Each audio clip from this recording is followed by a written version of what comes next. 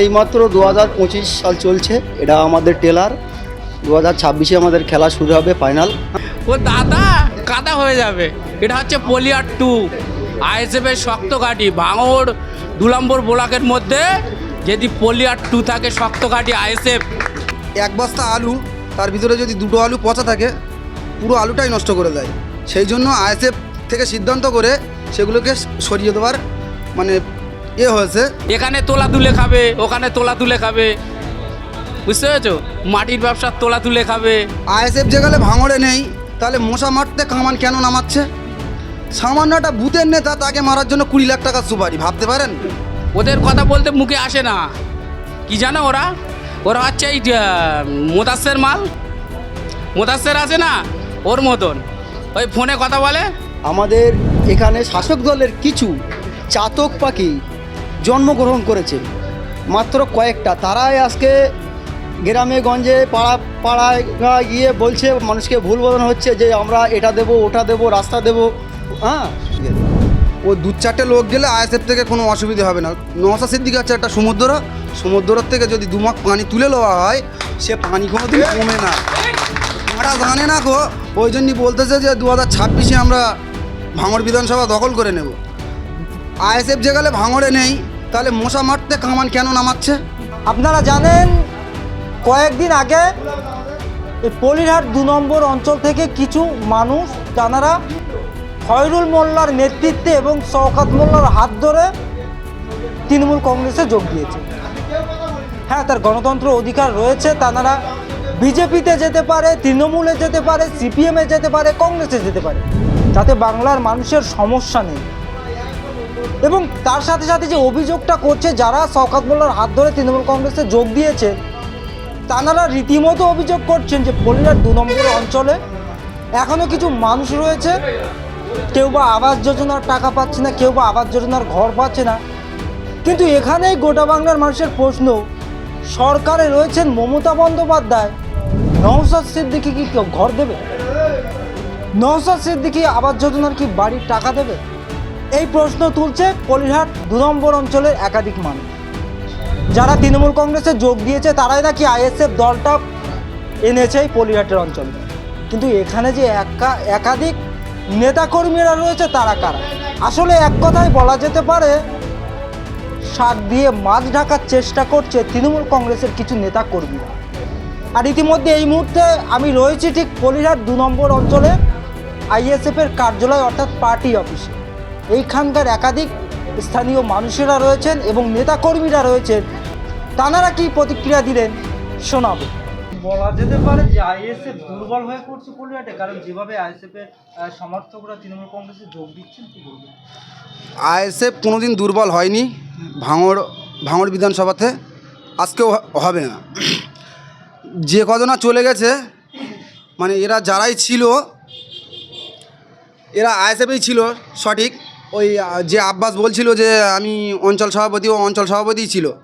বিভিন্ন রকম কার্যকলাপের সঙ্গে ও যুক্ত হওয়ার পর থেকে আইএসএফই ওর বসিয়ে দেয়। আরও কদিন পরে দেখতে পাবেন একটা মেম্বারও হয়তো বসে যেতে পারে। বিভিন্ন রকম কাজকর্ম মানে ওর খুবই খারাপ। আইএসএফ এমন একটা দল, কোনো বেঈমান, কোনো গাদ্দার এই দলে রাখে না। এক বস্তা আলু, তার ভিতরে যদি দুটো আলু পচা থাকে পুরো আলুটাই নষ্ট করে দেয়। সেই জন্য আইএসএফ থেকে সিদ্ধান্ত করে সেগুলোকে সরিয়ে দেওয়ার মানে হয়েছে, যাতে বাকি আলুগুলো ভালো থাকে। ও 2-4টে লোক গেলে আইএসএফ থেকে কোনো অসুবিধা হবে না। নওশাদ সিদ্দিকী হচ্ছে একটা সমুদ্রের থেকে যদি 2 মগ পানি তুলে নেওয়া হয়, সে পানি কোনোদিন কমে না। ওরা জানে না গো, ওই জন্যই বলতেছে যে 2026-এ আমরা ভাঙড় বিধানসভা দখল করে নেব। আইএসএফ যেখানে ভাঙড়ে নেই, তাহলে মশা মারতে কামান কেন নামাচ্ছে? সামান্য একটা বুথের নেতা, তাকে মারার জন্য 20 লাখ টাকা সুপারি, ভাবতে পারেন? তৃণমূল পারে না এমন কোনো কাজ নেই।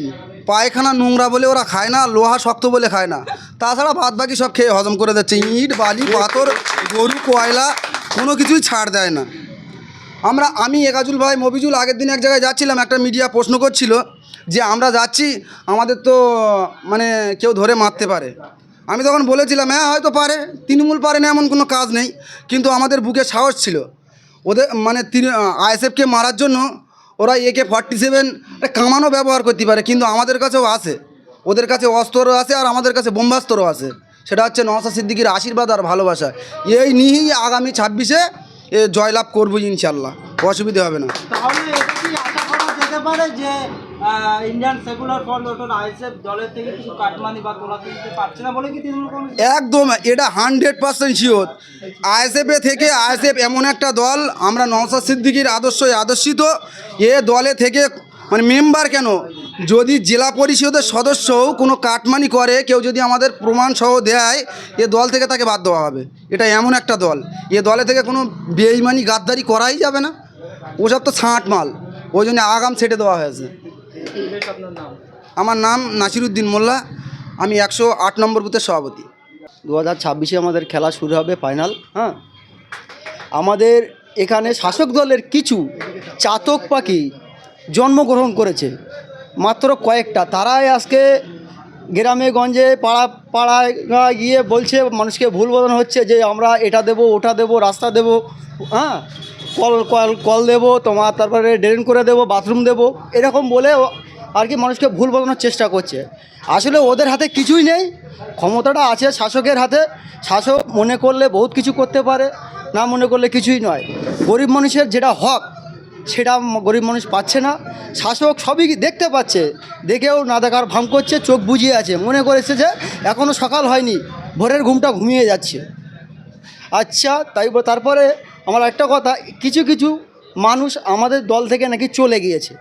আমরা এটাই বলতে চাই যে যারা গিয়েছে তারা কিন্তু আজ থেকে বছর 3 আগে আইএসএফ করতো, তারা আর আইএসএফ করে না, তাদেরকে বাদ দেওয়া হয়েছে।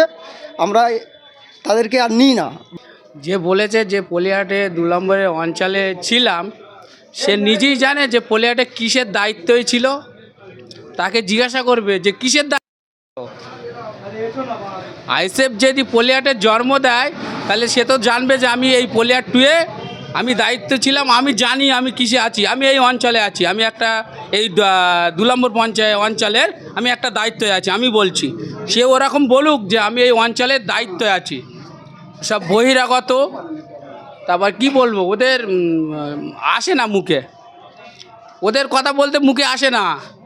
কি জানো ওরা হচ্ছে এই মোদাসের মাল, মোদাসের আছে না, ওর মতন ওই ফোনে কথা বলে, কি মাল ওরা,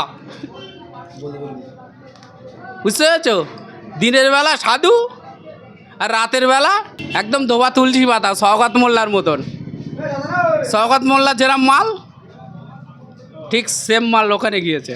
তারা বলছে 2026 বিধানসভায় যারা তৃণমূল কংগ্রেস এই অঞ্চল থেকে যোগ দিয়েছে, দাদার হাতে আবার পুরো পলিহাট 2 নম্বর অঞ্চল তুলে দেবে। দাদা না কাদা, ও দাদা কাদা হয়ে যাবে। এটা হচ্ছে পলিহাট 2, আইএসএফের শক্ত ঘাঁটি। ভাঙড় 2 নম্বর ব্লকের মধ্যে যদি পলিহাট 2 থাকে শক্ত ঘাঁটি আইএসএফ এখান থেকে রাজনীতি তৈরি করে এই শ্যামনগর। আর এই শ্যামনগর শেষ কথা বলে, ভাঙড়ের শেষ কথা শ্যামনগর। ওরকম ওই আব্বাস কি ওসব নাম ধরতেই ঘৃণা লাগছে, বুঝতে পেরেছো? এখানে তোলা তুলে খাবে, ওখানে তোলা তুলে খাবে, বুঝতে পেরেছো? মাটির ব্যবসার তোলা তুলে খাবে, সেই মাল ভাগ পাচ্ছে না বলে এখন বলছে যে ওরা আমাদের বাদ দিয়েছে, বসে গিয়েছি।